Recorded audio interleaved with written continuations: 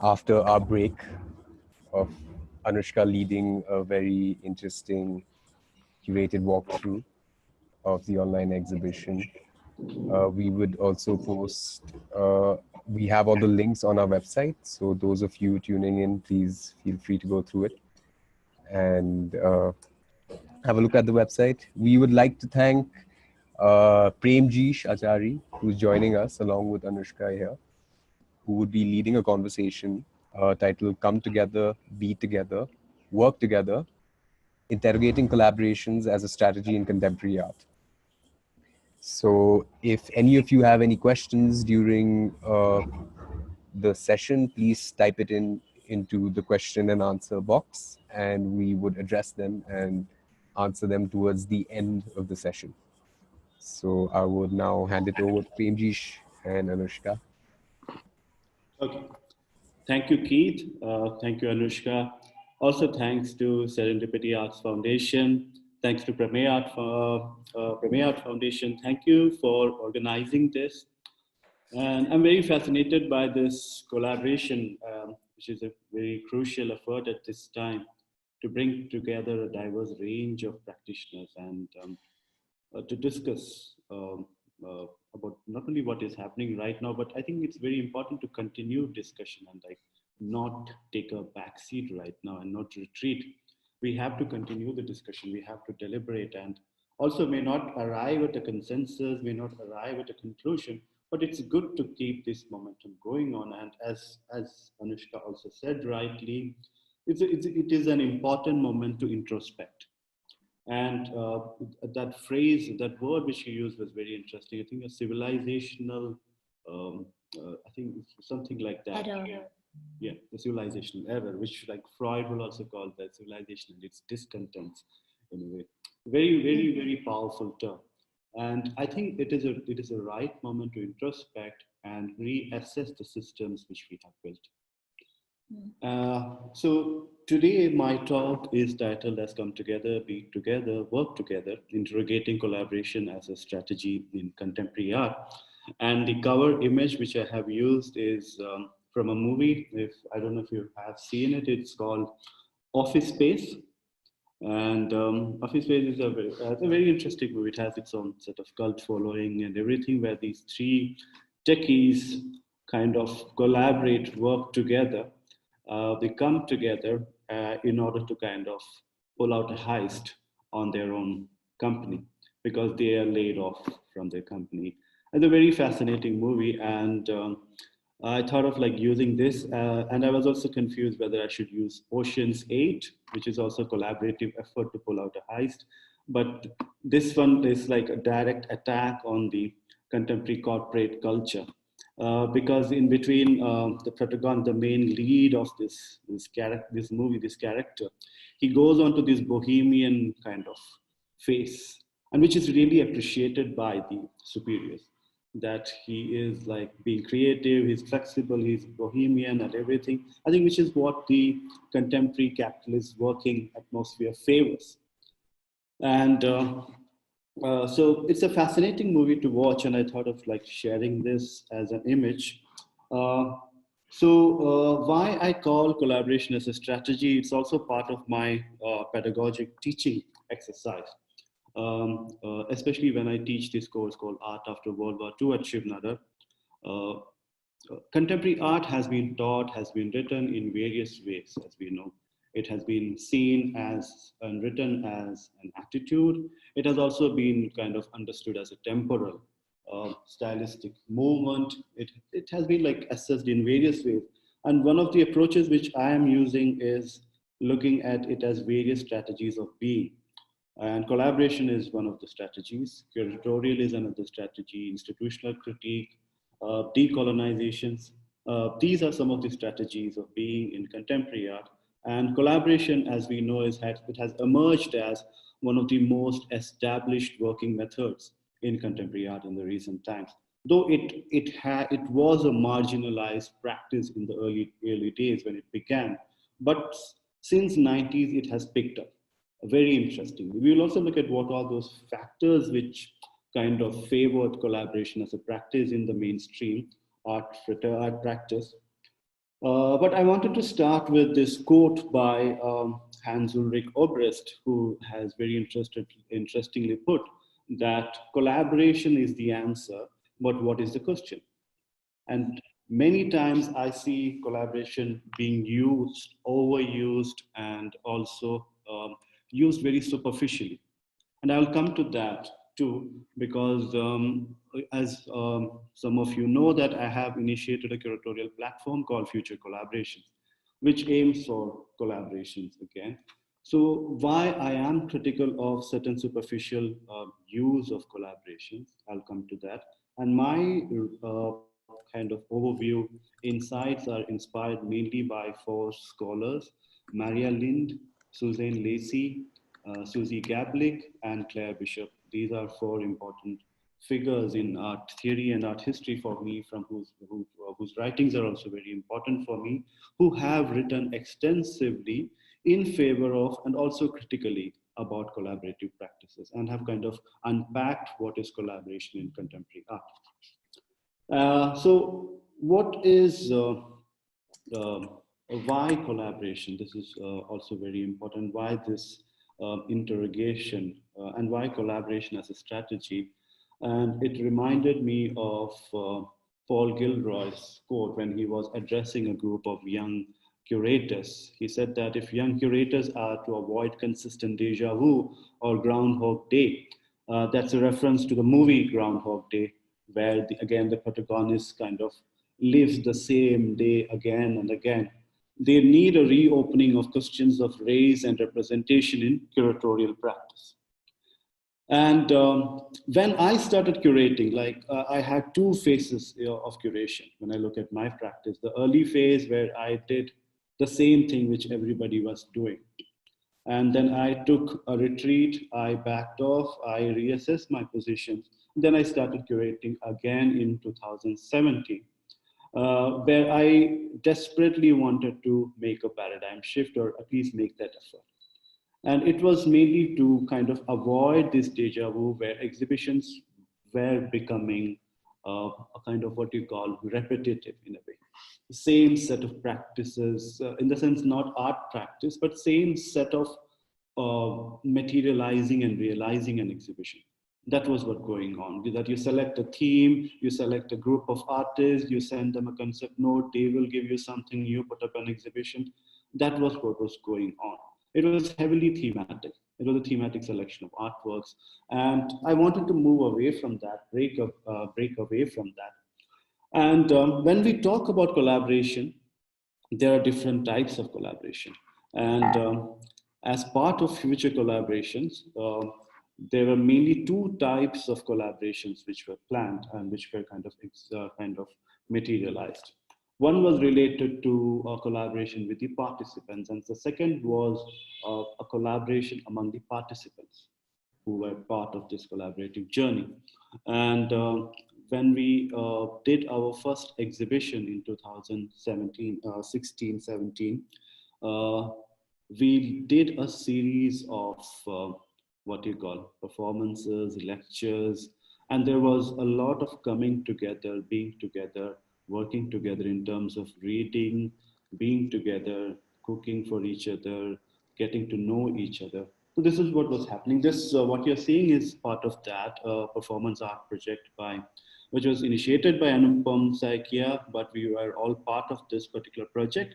And you can also see Khurshid, who collaborated with him, also who was not part of future collaborations at that time, but he just came and he collaborated with him in this project. And this was also the beginning of the pellet injuries in Kashmir when the Kashmiris were shot by pellets. So Anupam recreated pellet injuries on his face and he traveled in Delhi metro. And Khurshid traveled along with him. And in between, he would put this white robe on himself and he recited Kashmiri poetry. And he kind of consoled and hugged Anupam. And so we were around looking at the reactions, and sometimes it was very hostile. Just an example to show the different kind of things we were doing. Uh, and what I felt was there was a lack of sustained discussion on the practice of curation in academic institutions, galleries, and even in informal forums. And this was largely due to how the contemporary art world in India developed. Indian art in the late 1990s and 2000s largely came into limelight because of its commercial nature. I'm talking about the mainstream media and how it represented Indian art. And it mainly represented and wrote about it for its commercial aspects, its investment potentials, the money it was able to rake in. Most writers at this time attributed the genesis of the Indian contemporary art solely to the liberalization of the Indian economy and the subsequent proliferation of private galleries and art foundations. Though we cannot dismiss the role of such institutions, somewhere in this canon making, this drive to arrive at a consensus, several practices and modes of thinking were pushed into the margins. Conventional art history has ignored various critical movements and artist groups that mark the transition of modern art to contemporary art in India. And this is what I think somewhere we have to reassess again, recast again the importance of these groups which were active in every city around India, who had formed discussion groups, were coming together, reading and kind of doing performances in whatever space they were getting. But we ignored all that when we wrote the canon of contemporary art in India. And this foregrounding of the market as the facilitator of art also led to increased commercialization, because of which the members of the art fraternity became extremely competitive, alienated, and lost sight of a community building. And maybe it's provocative, maybe it's accusatory, but I would like to make this argument that it has failed to make a community. It has failed to build a community. So therefore, in 2017, we started future collaborations, and we basically wanted to move away from this overused and redundant use of meaningless and unequal partnerships, which was going around as collaboration. And these superficial attempts were not able to question the alienation of the practitioner and the commodification of the artwork. A renewed critical way to look at collaboration was required. Exhibition, and also at exhibition, curation, art writing, all of this was required. And this was not possible without putting in a collective effort. So through future collaborations, I was also able to prioritize the coming together, being together and working together of diverse practitioners.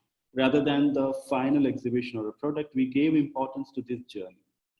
And that kind of acted as the fodder, that kind of acted as the intellectual kind of stimulation for this entire process.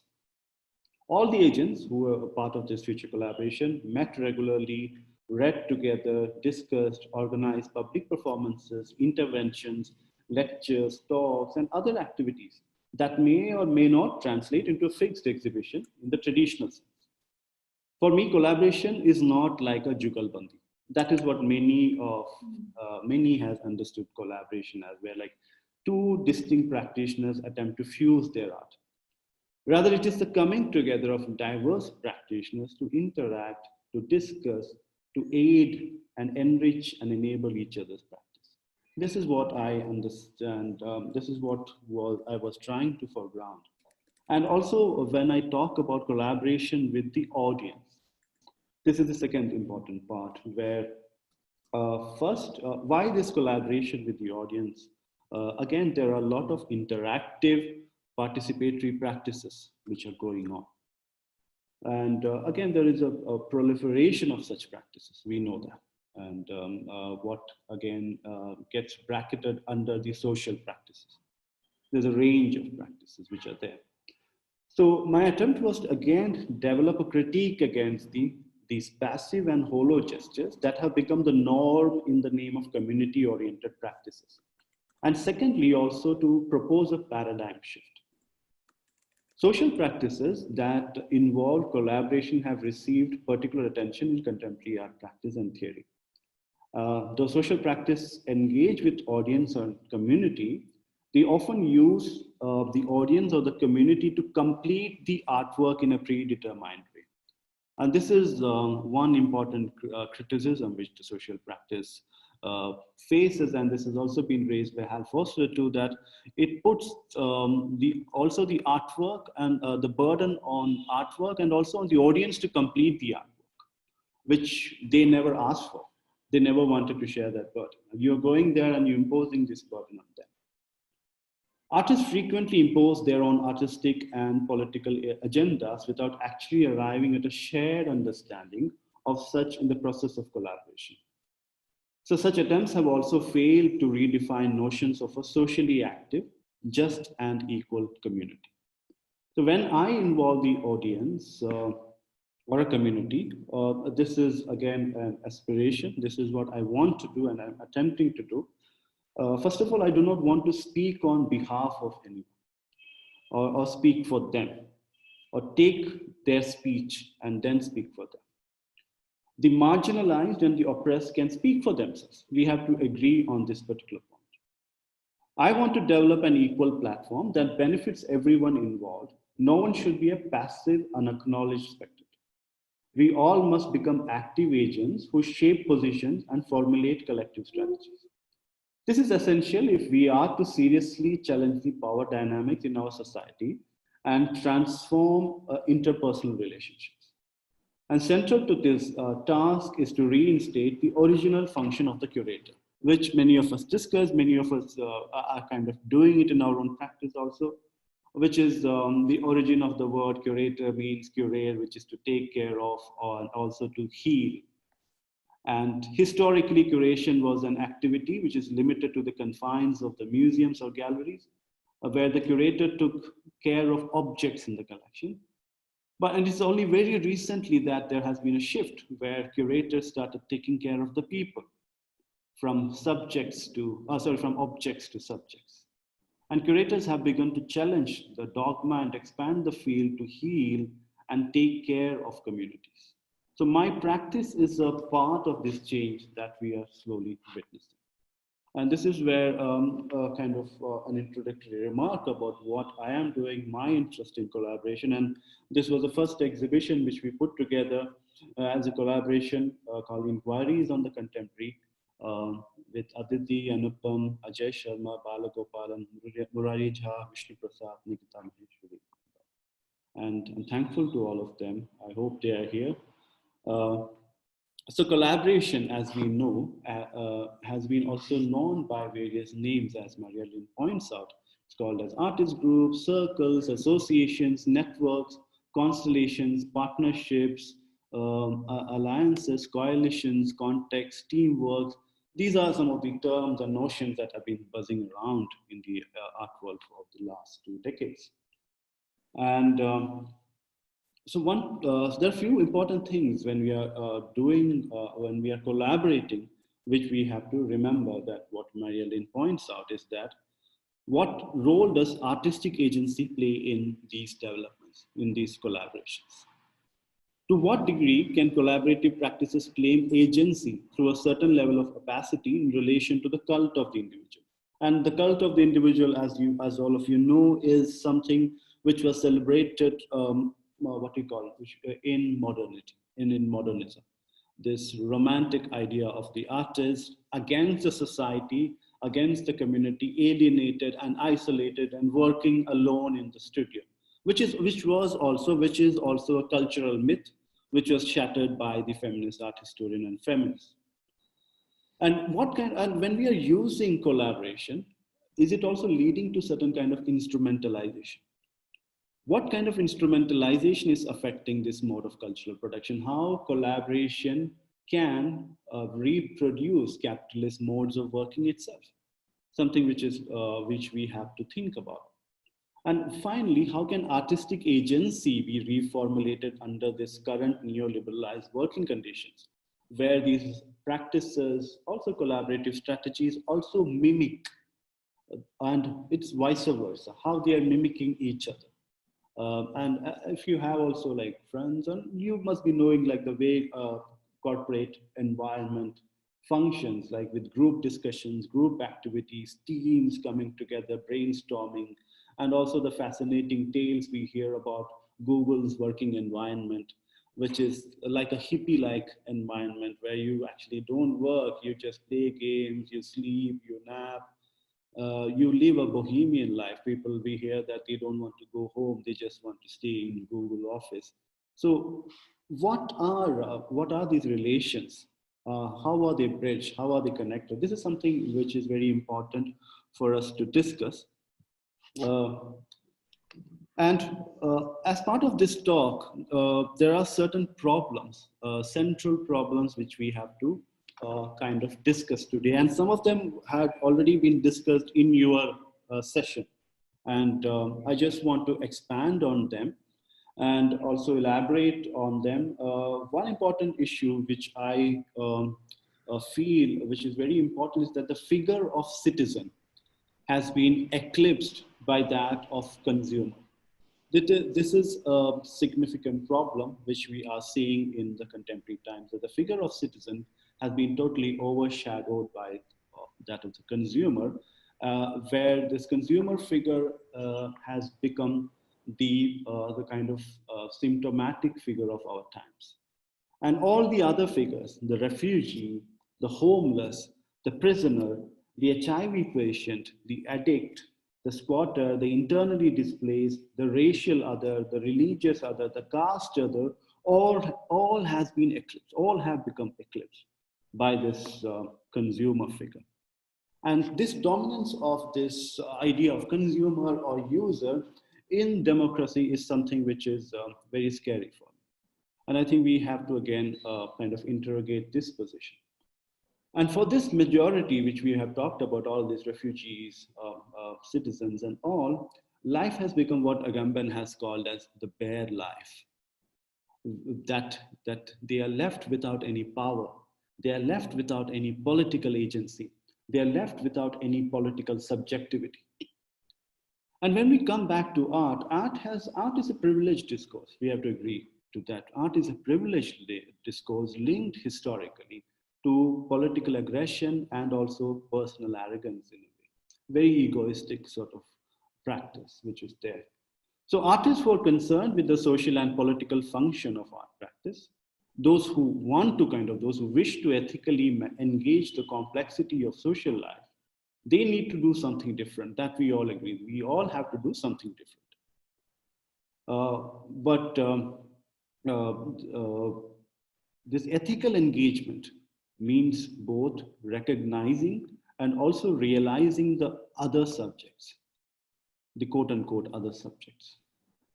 This will require artists to rethink their own subject positions, revise their methodologies and also aesthetics, and finally redefine public art practice, and also what is this public in the public art practice.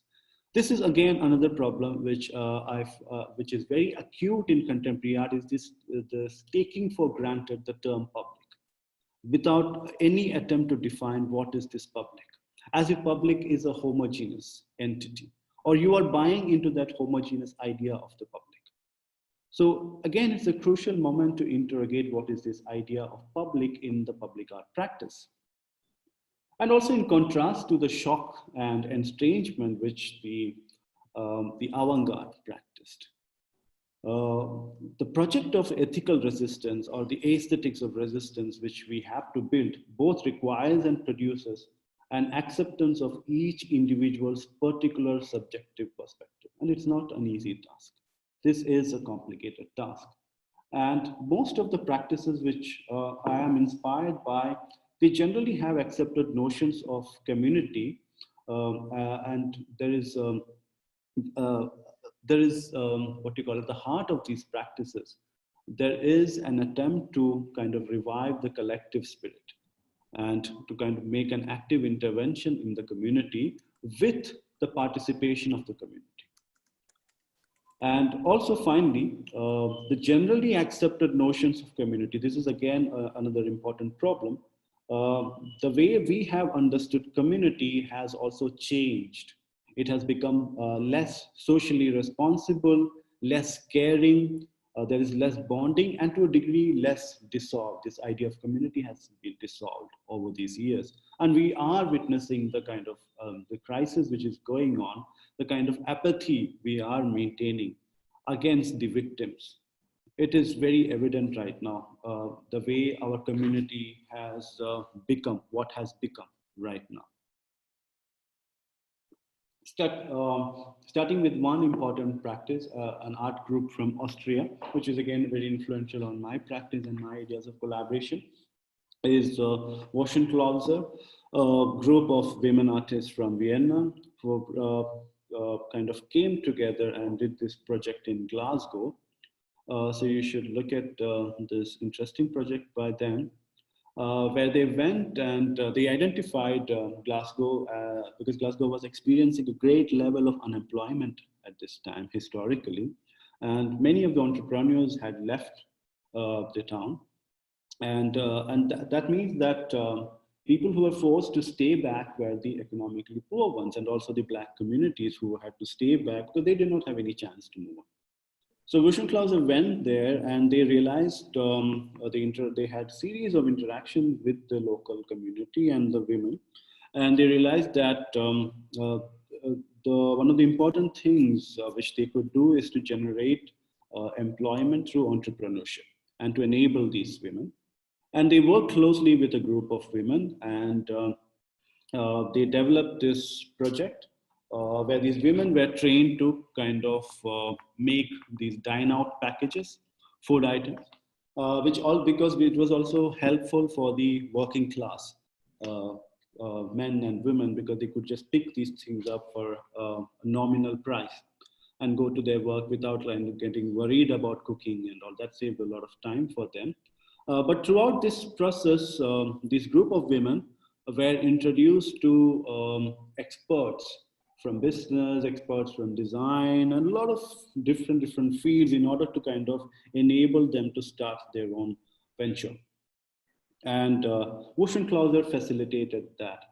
And they also mediated a discussion with the owner of this particular business, this particular building, and he kind of waived off the rent for them, I think for 3 months or something like that. So they started this one, and so this is something which is an important project for me in terms of collaboration between artists, between practitioners, but also collaboration between the community. Uh, but when we talk about collaboration, the history of cooperation is not new in contemporary. It's not new. People and artists have been collaborating. And we know various examples that from the what you call medieval guilds, from Mughal karkhanas and all, there are many people who are working together. And this is a painting from the group of painters who came together and they were called as Nazarenes. And so Nazarenes were these interesting practitioners who kind of lived and worked in these austere settings in order to kind of revive a spiritual tradition in art. So look at their practice, very interesting. And the second example of a historic cooperation is the Paris Commune, which happened in 1871. And the Paris Commune was, in a sense, the first large-scale experiment in socialist governance. And as you know, on March 18th of 1871, radical workers and artisans organized the National Guard, which took control of the city as the regular French army fled. And days later, the commune was elected immediately, declaring that workers could take over and run workshops and businesses, as well as abolishing the death penalty and military conscription, mandating the separation of church and state, and the beginnings of a social safety net and pensions. And both revolutionary and democratic, every day saw new ways of running the city advanced by ordinary laborers. And this include a wholly and radically different way of approaching the realm of art. So on April 15th, the artists, painters, sculptors, and ornamentalists from around Paris, including Gustave Courbet, the well-known painter Eugene Potier, and many of them, who is the author of the lyrics of the International, they gathered to thrash out and propose what this approach might be. And the proposals were very straightforward. that artists control art, and art and culture as a right for everyone.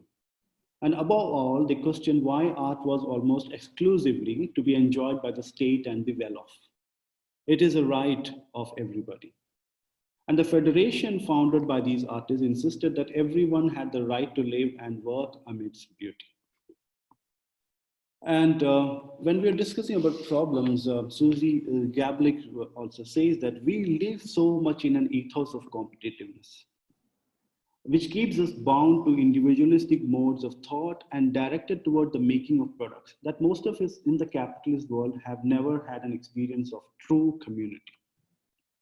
For many people, it's time to move on and revise the cultural myths that are guiding us to reassess our relationship to the present social framework and its practices.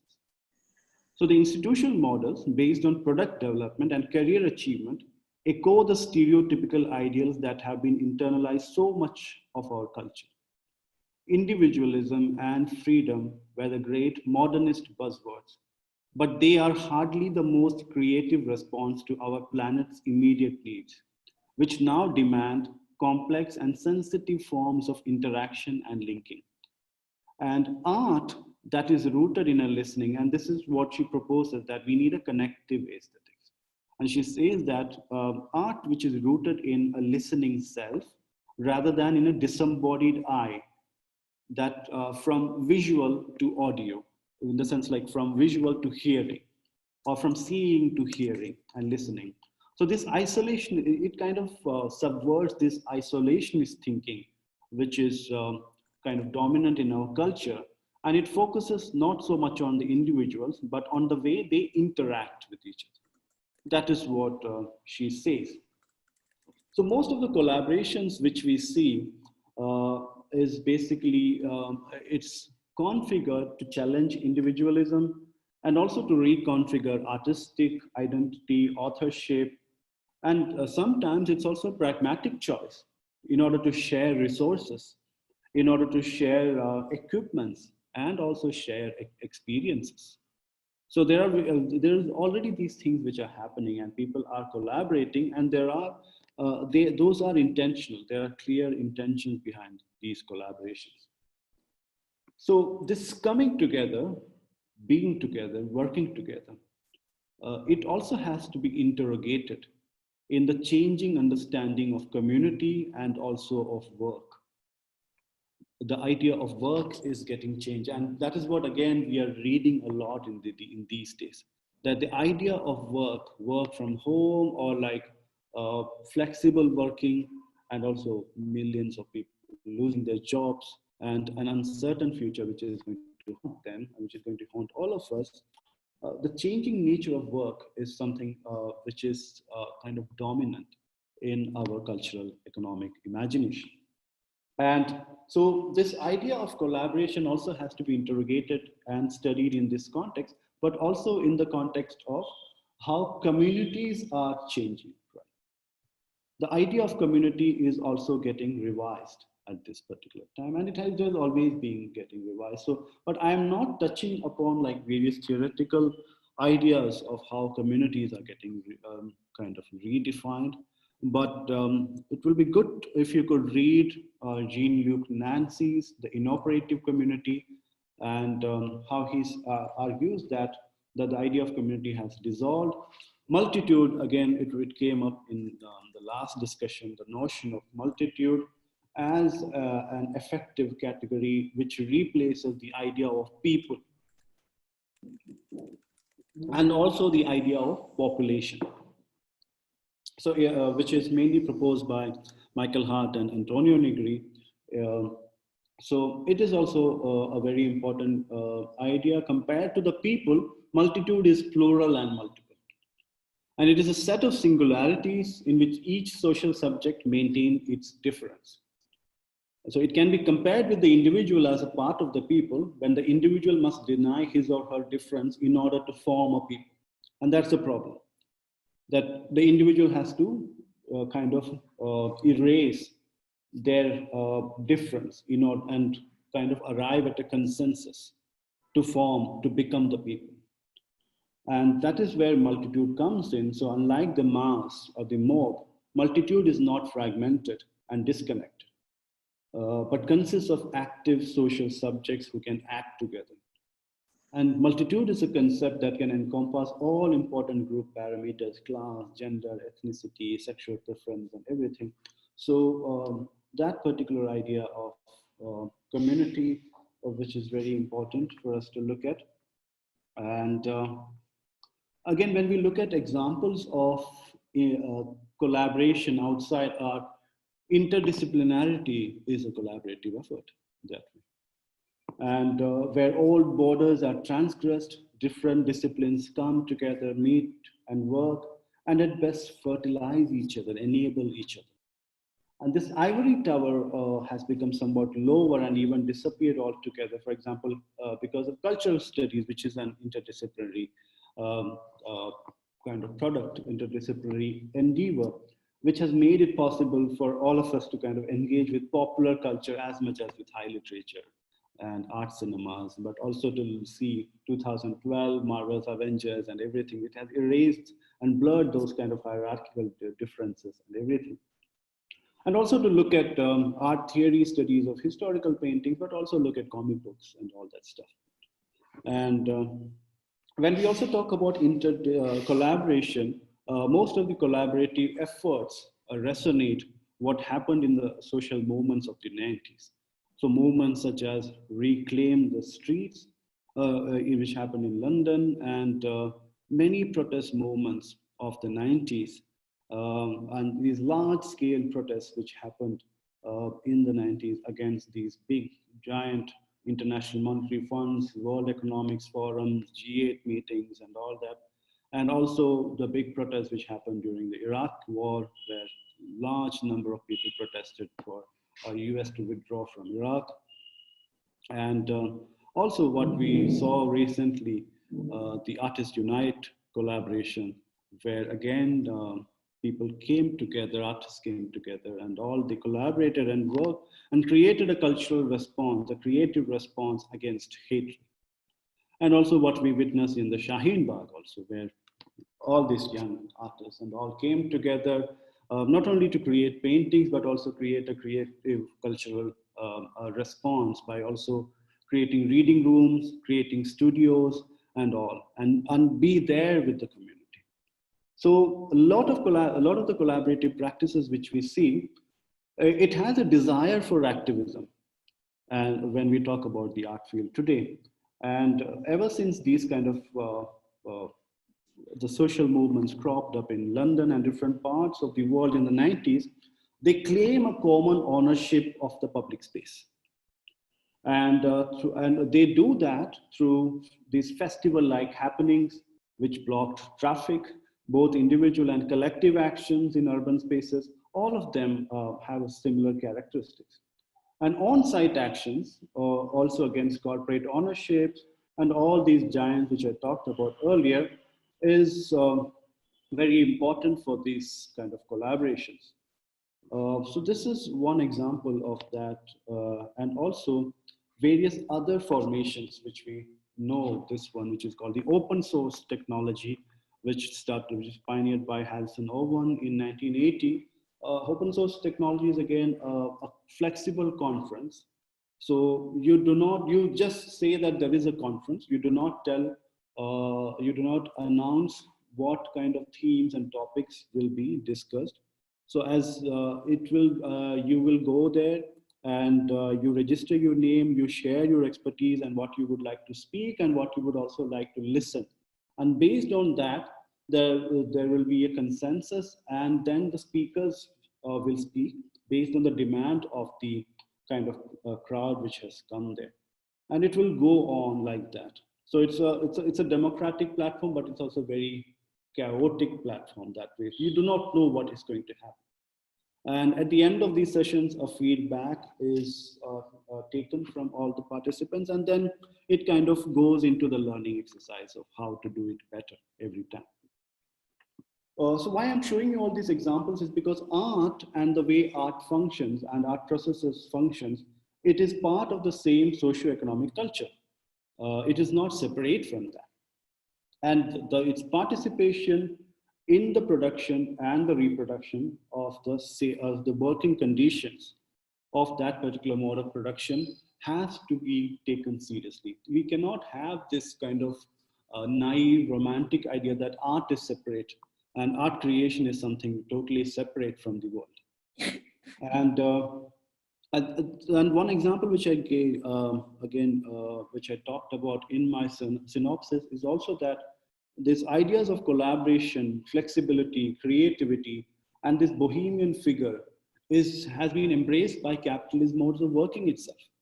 So in that context, there is no difference between the collaboration which you are doing and the capitalist way of working. So this is where we have to seriously think about how should we collaborate now. And but also when capitalism favors flexibility, creativity, and this bohemian figure of the artist, it is in contrast to these ideal romantic artists, because you must be able to alternate between working on your own, being self-motivating, being part of a group, working in a team. But the artistic organization, it allows for a certain kind of self-organization. It allows self-empowerment. And the latter which I talked about, the working model, the capitalist working model, is more instrumental. It is more about profit making. Whereas these other collaborations are not about that. So when we look at collaborative practices, we have to look at, is collaboration gathering individuals in a unique way, apart from the way offered by mass culture and contemporary capitalist culture? And has it been able to create new situations, micro utopias? And most importantly, it uses human relations as raw materials. So this is something we have to look at when we talk about what you call collaboration in art practice itself. Some of the classic examples of collaboration in the way collaboration is understood as a jugalbandi or a partnership is these kind of collaborations also, where these two Russian artists came together and worked on a series of painting, Vitaly Komer and Alexander Melamed. They kind of created this pastiche of Soviet realist paintings. And it was a critique of the imposed Soviet realism on artists, but also the slow transition which Russia was witnessing after the 80s and all. So these are some of their paintings. Go and take a look at their paintings. And also, if you don't know, this collaboration between Andy Warhol and Michael Basquiat is another example to look at. And then again, some of the people, contemporary people who are working on collaboration. One of them is, again, Dominic Gonzalez Forrester, who collaborates on everything from the writing of science fiction novel with fellow artist Philippe Parino to working with rock singer Alain Bashung on set design. So there is collaboration on everything, but we don't know exactly why she's collaborating. That is never stated. And so this is a statement. My approach to art is quite radical. It has more to do with theater and staging than making objects such as paintings or sculptures. Sometimes I think that the fetishism of objects is pathetic. It's one way to deal with art. I'm obsessed with other things. She also hopes that her installations will encourage people to interact with them. I want to coax people to engage with my art in the same way that a writer might entice people to read a book. So this is an example of our collaboration. Take a look at that. But I want to all of you to look at this particular group, which is very interesting and important for me, is the group material. And they were active from the 1980s onwards because, as you know, the AIDS crisis, the AIDS epidemic, like right now, like we have this COVID pandemic, the AIDS epidemic was a significant crisis, a tragic crisis of the 80s, where thousands of AIDS patients were left abandoned without any treatment, and most of them were from the queer community. And there was no support system for them from the government, and there was no community for them to come together. So group material was mainly functioned in New York from 1989 to 1996. And you know these artists, like these are like very important figures of contemporary art. All of them were members of that particular group. And they did this very interesting AIDS timeline project and also another collaborative project called Democracy. I'll show you both projects. So this is the group materials, Democracy, Education. And while we are talking about, it's a 4-part exhibition. And the context of this exhibition is the 1980s, where American democracy was going through a crisis. And the crisis resonated and permeated into every institution, especially into the education sector too, where the education sector itself, in its pedagogy and also in its accessibility, neglected the minority, the low-income children. And in the 1988 presidential election, it became a kind of open, what do you call, spectacularization of politics. And so this particular project was a critique of all of this, and also the government's neglect to look at the AIDS epidemic. But when you look at this particular exhibition, just look at it visually, you will see that they are following a classroom setting and also a salon setting. It looks like the European salons, which used to happen in the 19th century. And each installation has multiple viewpoints. There are different styles and methods which are incorporated in this. And all of them are not done by artists. There are also AIDS activists, teachers, who are working as collaborators in this particular project. So the idea is to make this exhibition an educational exhibition, but also a democratic sphere, an agonistic sphere where different ideas are coming together. And they are in tension with each other. They are in an agonistic relationship with each other, which is proposed by the political theorist Chantal Mouffe.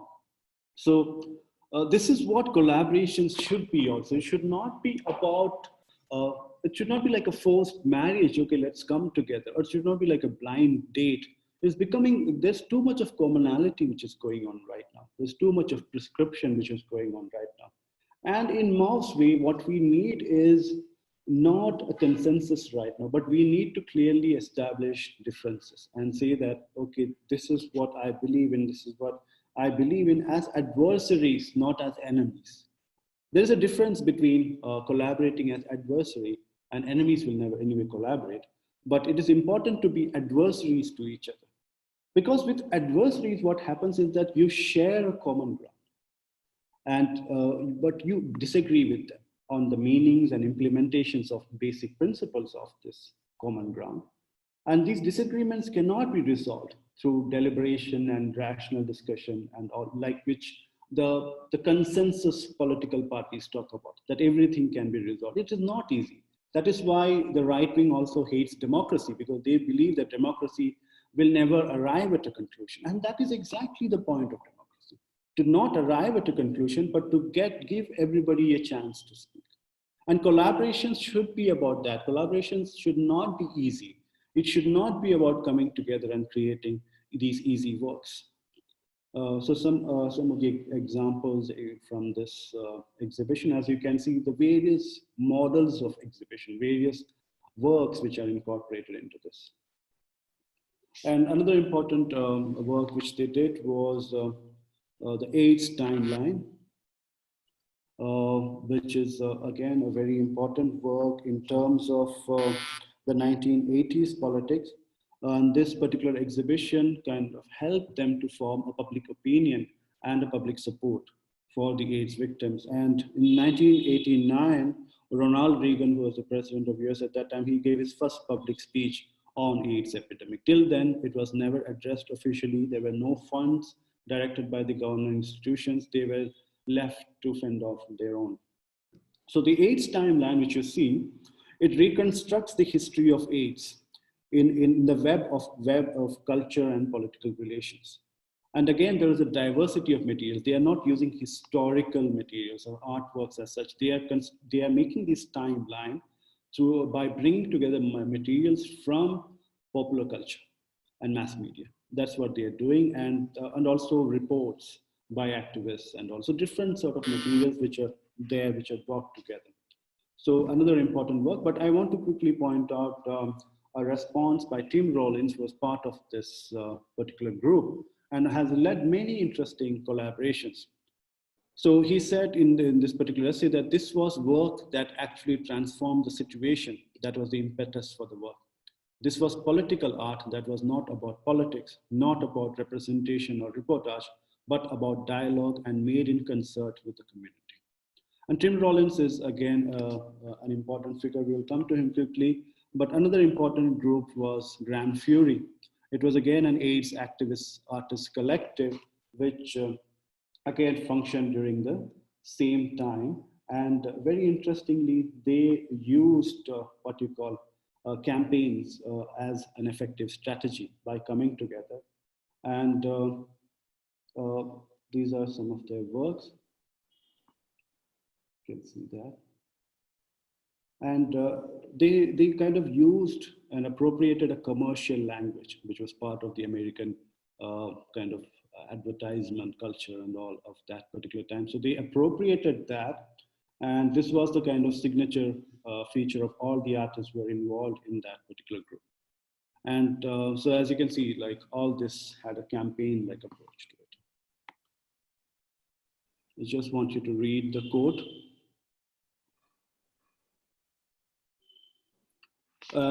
But one important thing, again, like I'll conclude it in another 5 minutes, but Edith Rogoff, the curator and theorist, has stated this, that this concept of collaboration is exceedingly limited for her. She says that it assumes a coming together of talents and skills which cross-fertilize one another through simple processes, neither challenged by issues of difference nor by issues of resistance. This is what I said earlier, that collaboration should not be easy.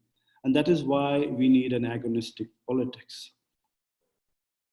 And another important collaboration which you could look at is by Tim Rollins and KOS, Kids of Survival, where Tim Rollins collaborated with the school students where he was teaching, and these are the students from the Black community, and who are, so he mainly collaborated with the disenfranchised, the students from the disenfranchised background, and he developed a collaborative method which helped them to learn, read, write, and along with that, also create artworks.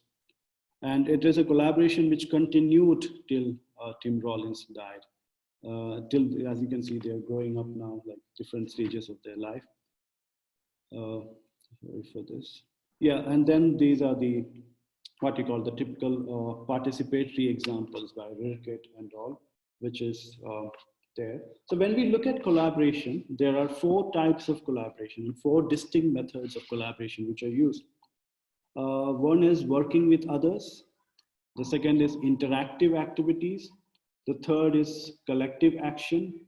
And then the fourth is participatory practice. These are the 4 types of collaborations which are there. And working with others is, again, a very famous, very widely used method in collaborative practices. And interactive activities is also another example of that, where again, you create a work of art which just interacts. It permits one or more reactions that can influence the appearance of the work, that's it. And collective action is again a method where it is instead that a group of people formulate an idea and then carry it out together. Guerrilla Girls is an example of this collective action. And participatory, there are different difference between producer and receiver in participatory practices. The focus is on the receiver, the latter, the receiver. And the significant part of the development of the work is transformed to the receiver. And they kind of complete the work.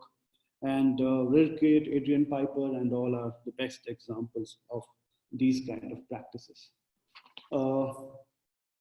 This is again another important work, the Gramsci Monument by Thomas Hirschhorn, which is again a collaborative practice, but it is different from the usual collaborative practice because Thomas Hirschhorn does not acknowledge the people who created this with him. He instead pays them off for their labor. And he remains the sole creator. His name comes, we do not hear the collaborator's name in this. But it's again an example of an interactive work. Um, these are again some of the examples which you could look at. Um, Trade bartering, weapon production.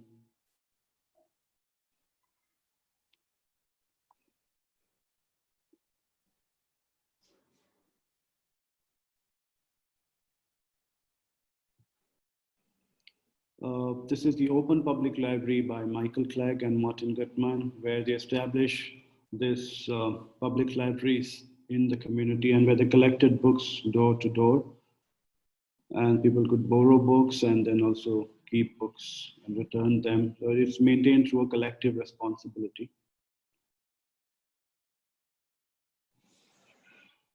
Susan Lacy, who I said that is an important figure in this particular context, and her work, The Crystal Quilt, is very important in this particular context, where she invited more than 430 women, and they all of them came and wore this black dress, and they came together and discussed their anxieties, their fears on Mother's Day.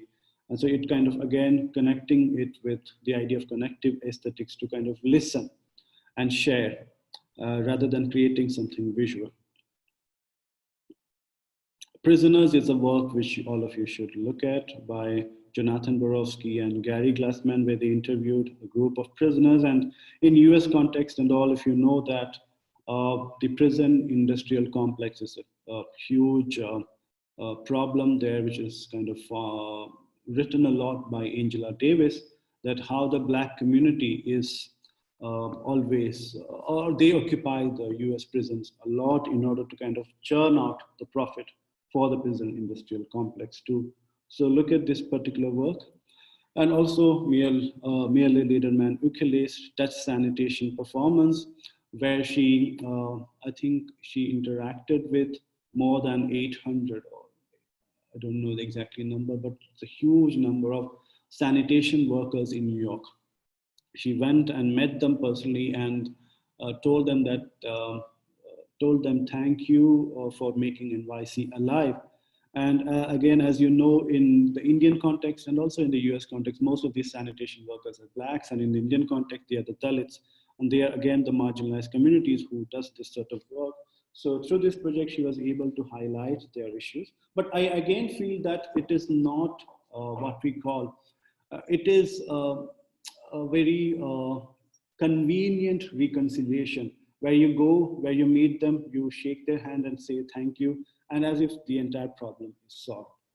But it kind of helped to bring their plight and their this particular group of figures into attention. Again, some more examples. Super Channel is again an example which all of you could look at. So, as I said earlier, some of these projects give these unsolicited services which the audience have never asked for. And this is where, again, I say that a radical art for me, a collaboration is for me, where the collaborators create a platform for the oppressors to speak and not speak on their behalf. That is what a radical practice has to do. And when we look at collaborations, we have to look at that. Does it make any difference if diverse forms of artistic collaboration lie behind an artwork or any other kind of cultural production?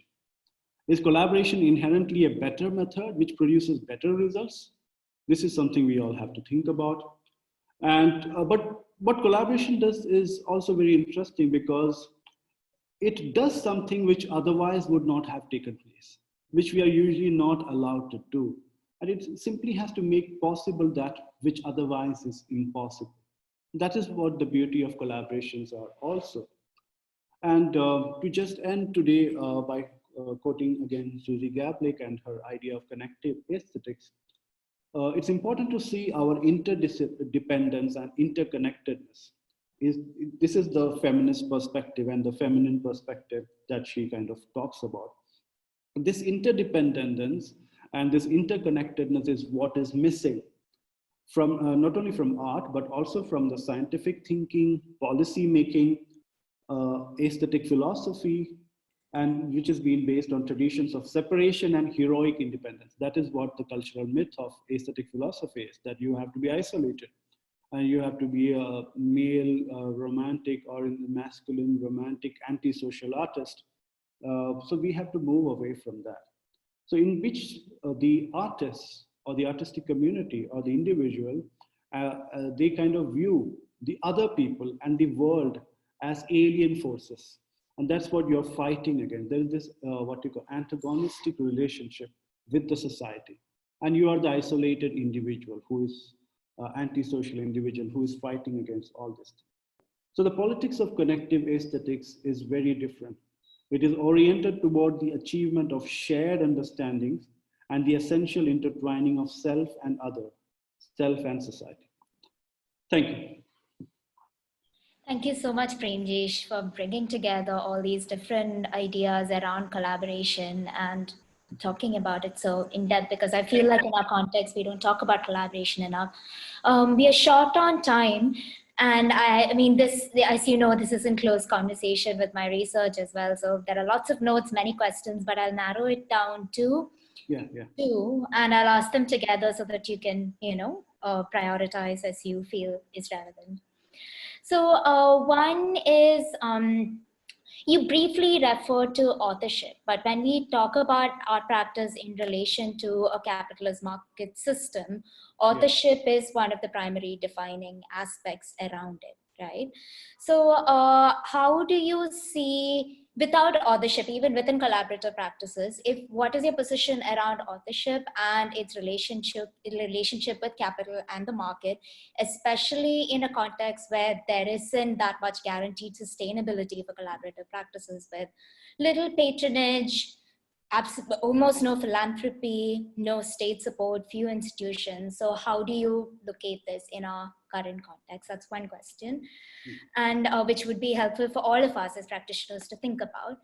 Another thing that was interesting was, you referred to the idea of passive and hollow gestures, which recall Grant Kester's idea of aesthetic evangelism in participatory art, and critique of it when the artist is kind of determining the structure and its participants are quite incidental, and it's an ephemeral community that evolves and then dissipates around the context of the work, and also the extent to which that can possibly only be answered by the possibility of a self-determined community, and how that can actualize itself within the arts, because the moment it's a self-determined, for instance, Mirel Latimer Ukil also said that after the revolution, who will take the trash out on Monday morning? So when that is possible only within a self-determined community, right? So these are some of my concerns, and I wondered how you felt about it. Yeah, I may not be able to answer all because I'm also in search of answer, but just to kind of expand what you said in the end, it's also like what Zizek also says, like, I'm not interested in these huge gatherings at the Times Square or all this Tiananmen Square and all these places where people come together to protest and all. He says that I'm more interested in what happens after the revolution, the next day after the revolution. That is where the interesting decisions and important decisions are taken, where people come together and ideas of self-organization germinate in order to run a community, in order to form a community, in order to arrive at a community. And that's where Paris Commune is very important for me in that regard, because they seriously came together and thought about and planned every aspect of running a society. So that is one thing which I want to begin with. Authorship is a very important problem. There are various aspects to it. One is the commodified nature of authorship, how it is celebrated. That has to be problematized, and I believe that collaboration does that. But in collaboration, again, the important criticism which collaboration has raised, that in this attempt to collaborate and erase authorship, certain labors and certain contributions are left unacknowledged. So again, within collaboration, there is this unequal partnerships, unequal contributions which kind of emerge. It's a very simple example, like the team assignments which we used to get in school, and some student will do it and we all get the credit, right? So like that, in the sense, like, so in collaboration also it happens. We have to acknowledge that, like, everybody may not work, everybody may not contribute equally, but in this attempt to kind of erase authorship, and it's a capitalist idea of authorship. It's which is rooted in the celebration of individual, which is rooted in the celebration of what you call this isolatory antisocial life, and which Susie Gabli calls as a cultural myth, and we have to come out of that. So that is where I feel that this is an important challenge which all of us have to take. And I do not have a clear answer to this, because I'm also in search of this. I'm also interrogating this. And that's why I also want to open up this as a discussion for all of us to kind of engage with it. But I want everybody to engage with it, at least think about this, and kind of dispel these cultural myths which dominate art history, art practice. And that is where I think these practices are very important. And I think somebody called Vijay has asked this question, that how is that Busher Clauser's project, can it be called as art? It cannot be called as art. And maybe it can be called as art, because art is also not a stable term. What qualifies as art and what does not qualify as art is not a stable, there's no stable definition for it. Historically, what has been understood as art has always changed in time.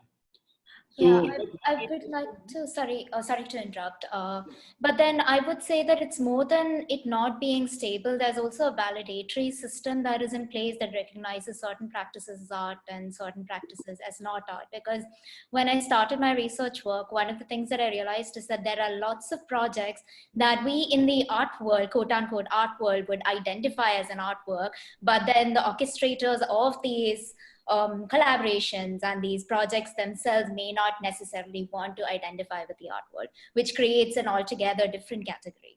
Yeah, so it's not so much about what is art, it's also about what would we claim as art, but whereas it probably doesn't want that kind of claim to be claimed. Yeah, true. And again, another important criticism which comes out of this context is that, which Claire Bishop, like, she is very critical of these practices.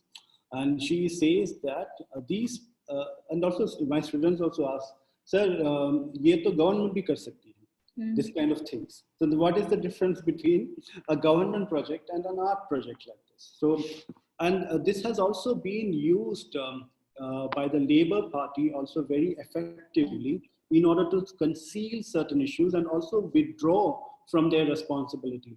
That is, NGOs will do this, that also museum staff does not have to be paid. Let's look for collaborative efforts where community will come together and they will take care of the museum, or they will take care of things and all. So it gives a kind of, first of all, this is a problem. It gives the government and also politics a space to move away from certain key areas.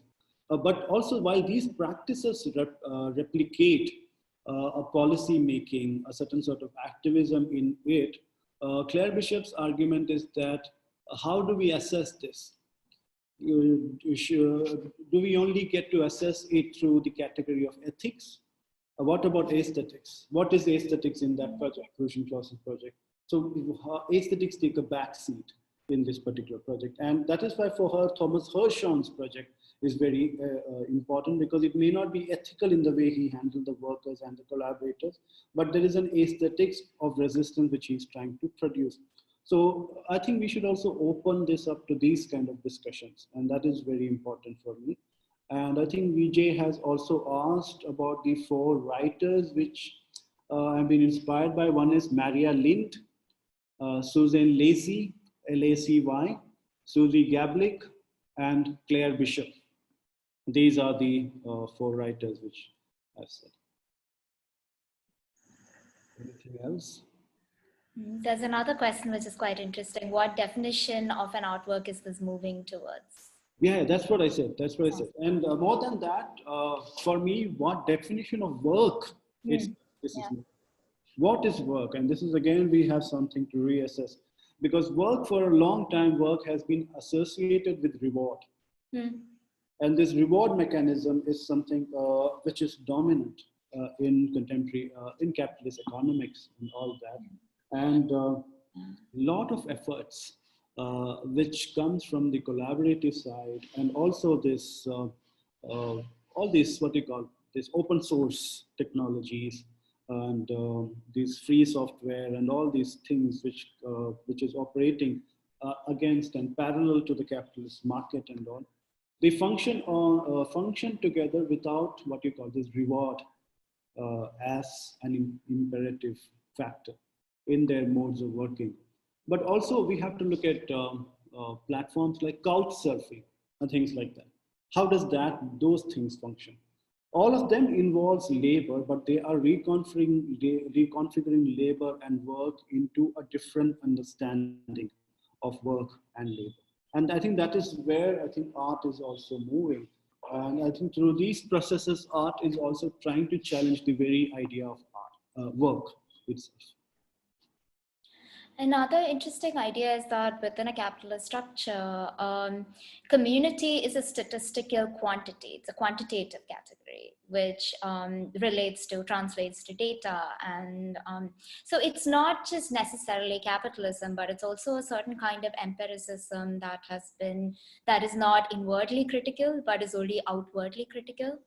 Yeah. That one needs to rethink through aesthetics, because even the possibility of aesthetics is that it's always in a way qualitative, not to reinforce hierarchical notions of what aesthetics is, but it's a qualitative notion. So in that sense, there's an interesting kind of almost fictional relationship between the understanding of community itself in these two systems.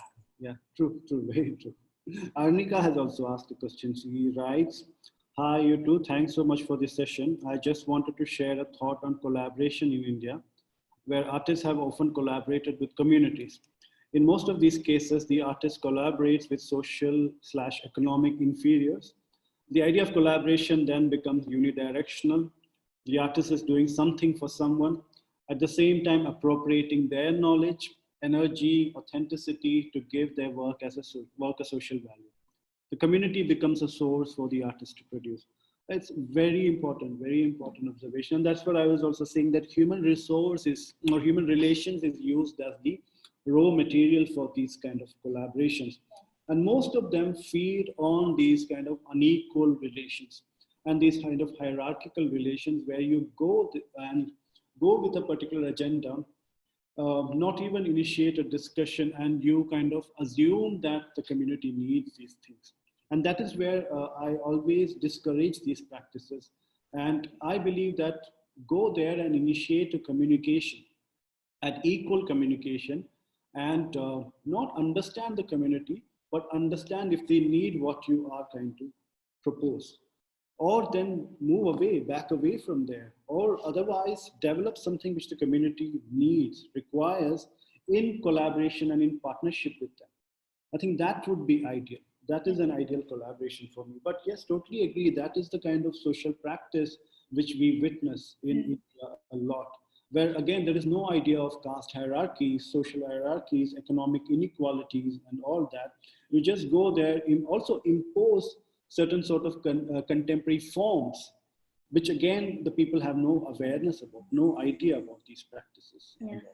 And it's also interesting how you mentioned earlier that the marginalized, I'm paraphrasing, of course, badly paraphrasing, but how the marginalized do not need to be spoken for, they can speak for themselves. And that is that's a fundamental aspect of understanding collaboration in a particular manner in which you have described. And again, falls back to aesthetic evangelism and the necessity for communities to be self-determined rather than.